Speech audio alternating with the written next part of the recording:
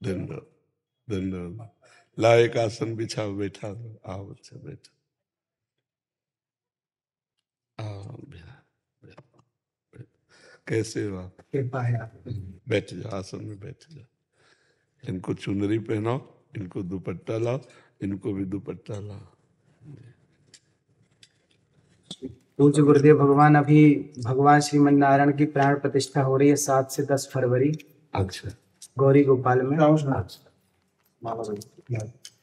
श्री चरणों में। कौन से ठाकुर विराजमान? भगवान श्रीमन नारायण, भगवान श्री सीताराम चंद्र। अच्छा, कोई ठाकुर जी विराजेंगे।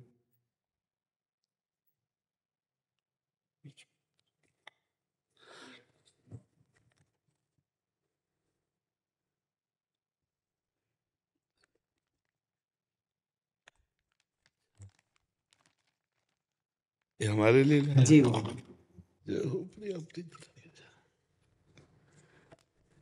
श्री जी को पहले अर्पित कर देना, जा करके तो बस इतना अपने जीवन में ध्यान रखना कि कभी अर्थ की लोलुपता ना आने पाए, धर्म की प्रधानता रहे और वाणी शास्त्र संयम से रहे और अर्थ चरणों में रहे। मस्तक पर कभी अर्थ न चढ़ने पावे। अर्थ नहीं, मस्तक तो सिर्फ भगवान के लिए है। अर्थ चरणों में, मस्तक पर भगवान और वाणी में शास्त्र सम्मानित शब्द, तो सदैव विजयी रहोगे।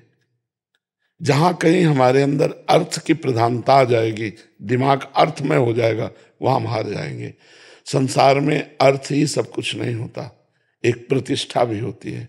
तो आप अपने पीछे भी जैसे आए थे तो आपको यही कहा था कि बहुत सावधान, क्योंकि अगर 100 लोग आपको प्रणाम करने वाले हैं तो 5 आपको गिराने वाले भी हैं।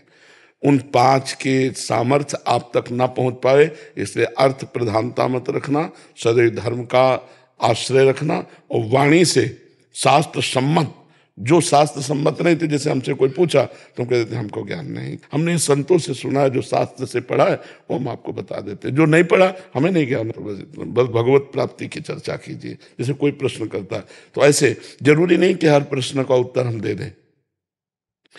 निमि जी महाराज नवयोगीश्वरों से प्रश्न करते हैं कर्म के विषय में और कहते हैं यही प्रश्न हमने सनकादि से किया था, उन्होंने उत्तर क्यों नहीं दिया था? तब निमि जी को नवयोगीश्वरों में योगीश्वर बोलते हैं उस समय आपकी बाल्यावस्था थी, आप अनाधिकारी थे, इसलिए सनकादि ने आपको उत्तर नहीं दिया। तो जरूरी नहीं कि अनाधिकारी को उत्तर दिया जाए। अगर अनाधिकारी अनाधिकारी है तो मौन, हम असमर्थ हैं आपके प्रश्न के उत्तर। दूसरा प्रश्न कीजिए।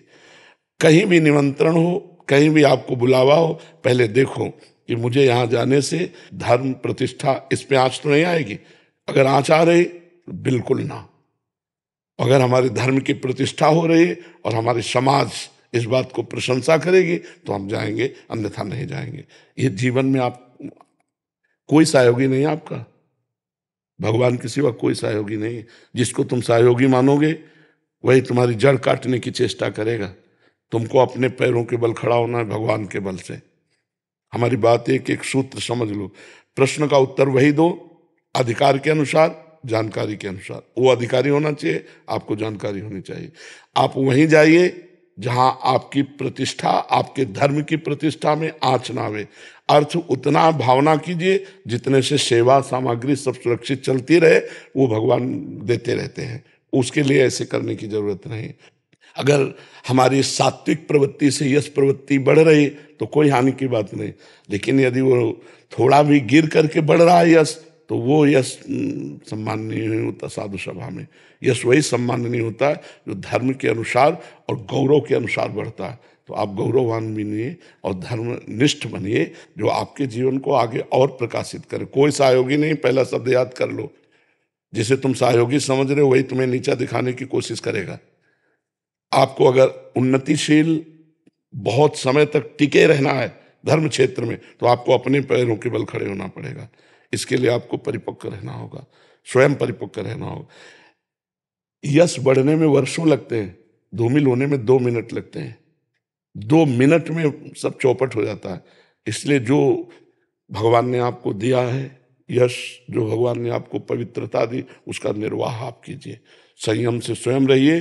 कहीं भी कभी भी जो भगवान ने अर्धांग में विराजमान कर दिया इसके सिवा कभी दृष्टि नहीं डालनी। नजर नीची करके बात करो, उत्तर दिया, खत्म खेल। कभी किसी से किसी तरह का लगाव ना होने पाए तो कभी जीवन में तुम्हें कोई गिरा नहीं सकता। यही होते हैं कंचन कामिनी, गिराने वाले। कीर्ति तो हरि के द्वारा दी हुई होती है, वो अपने प्रयास से नहीं आती, हरि के प्रयास से आती है। न कामिनी में कभी आकर्षण हो, न कंचन में कभी आकर्षण हो। कंचन तो अपने आप बरसेगा जब हम धर्म में चल रहे हैं। जैसे समुद्र में बिना बुलाए नदियां अपने आप जा रही, ऐसे धर्मात्मा पुरुष के पास समस्त वैभव अपने आप आ जाता है।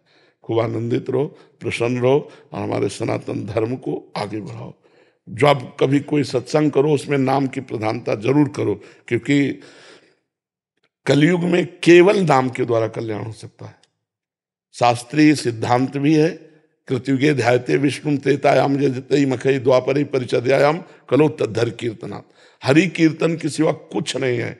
ना कोई यज्ञ हो सकती है इस समय, अपवित्र घी आ रहा है, अपवित्र धान्य और जौ आदि हो गए, कहाँ से यज्ञ होगा? त्रिकाल संध्या करने वाले कौन है? कोई बिरला ही कोई होंगे जो त्रिकाल संध्या करे। ध्यान, मन इतना चंचल, ध्यान कैसे लग सकता है? पूजा, इतनी वासनाएं बढ़ी हुई हैं कि उपासना कैसे बन रही? तो एक ही रह गया है, नाम जप, नाम कीर्तन, गुण कीर्तन, श्रवण, बस इसी के द्वारा भगवत प्राप्ति हो जाएगी। खूब भागवत कथा सुनाओ, खूब भगवान नाम का प्रचार करो, स्वयं नाम जप करो, धर्म से रहो, यही हमारी प्रार्थना। पर जी ऐसे स्थानों में भी जाना पड़ता है जहाँ एकदम विमुख हैं, जो जैसे हाँ, कोई गाँव। जब हम कथा के लिए जा रहे हैं तो हम भगवान को श्रोता बना करके बोल रहे हैं, लेकिन हम अर्थ की किसी प्रधान स्थिति पे ऐसे लोगों के पास नहीं जाते जहां से उपहास हो, बिल्कुल नहीं। बहुत अपने को संभालिए, इससे जो है ना तुम्हारी मर्यादा बढ़ती चली जाएगी और तुम आगे उठते चले जाओ। तुमसे कोई बात पूछे आके उत्तर दे दो, तुमको कहीं जाने की जरूरत नहीं है। उसे अर्थ की व्यवस्था की मत सोचो कि इतनी माताएं, इनकी व्यवस्था भगवान देने वाला है, वो घर बैठे सबका पोषण करता है, सबका पोषण हो रहा है। कभी किसी से ऐसे नहीं, देनहार कोई और है, देते रहे दिन रात। बिल्कुल, ये थोड़ा सा सुधारो। हम अपने घर की बात कर रहे हैं, ये लोग पवित्र यश कीर्ति में धूल फेंकने वाले लोग हैं। अर्थ को ठोकर मारो, तभी का अर्थ को रखो चरणों में और भगवान को रखो दिमाग में।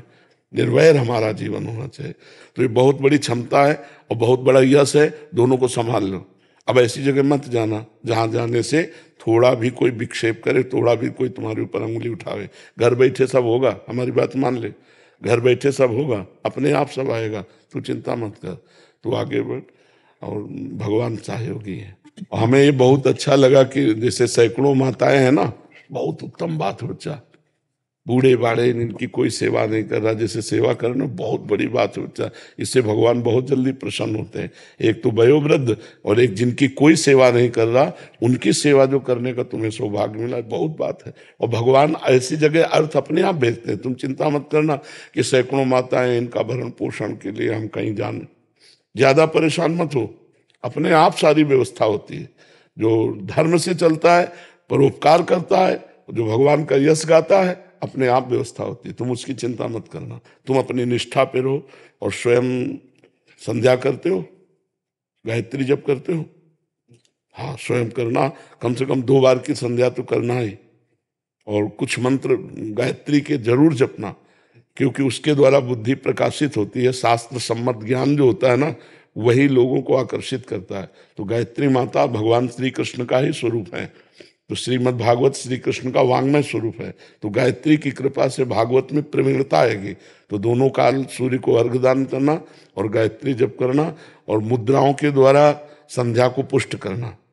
सुमुखम संपुटम च विविततम विस्ततम आता है, सुमुखम संपुटम च विविततम, ये तो प्रारंभ में सिखाया जाता है। तो गायत्री मुद्रा के साथ गायत्री का जप निश्चित, इससे आप सुरक्षित बने रहेंगे। गायत्री देवी बुद्धि को प्रकाश करने वाली है।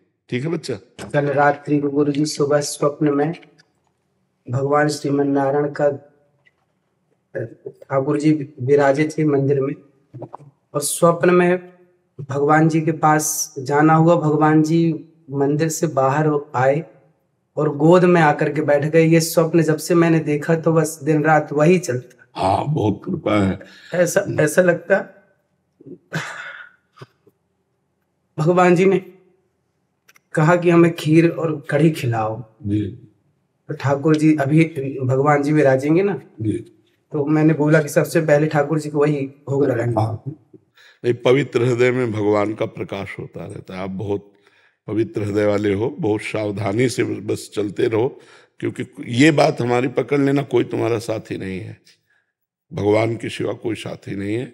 अपने आप को सुरक्षित रखने के लिए बस सावधानी रखो, निष्कलंक जीवन व्यतीत होना चाहिए। ठीक है, धन्यवाद।